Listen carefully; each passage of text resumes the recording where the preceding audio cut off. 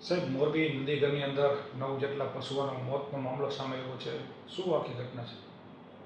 મોરબી નગરપાલિકા અને આજુબાજુની ગ્રામ પંચાયતોને ભેળવી અને 1-1-25થી મોરબી મહાનગરપાલિકા બનાવવામાં આવેલી. શહેરની અંદર જે રખડતા ઢોરનો પ્રશ્ન હતો એનું નિરાકરણ કરવા માટે અહીંયાથી સ્પેશિયલ ANCD શાખાનું નિર્માણ કરી અને એમાં સ્ટાફની ભરતી કરી અને શહેરમાંથી રખડતા પશુઓ જે છે એ પકડવાની કામગીરી પણ ચાલુ કરેલી હતી. ગયા વર્ષમાં ટીમ દ્વારા અંદાજિત 2000થી વધુ જેટલા રખડતા ઢોર પકડીને આજુબાજુની ગૌશાળાઓમાં મૂકવામાં આવેલા હતા. સાથે સાથે નંદી પણ પકડવામાં આવતા હતા અને ગૌશાળામાં મૂકવામાં આવતા હતા.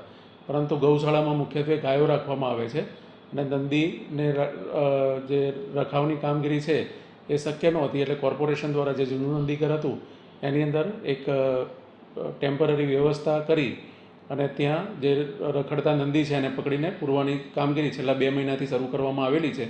અત્યારે ત્યાં 965 જેટલા નંદીને પકડી અને રાખવામાં આવેલા છે.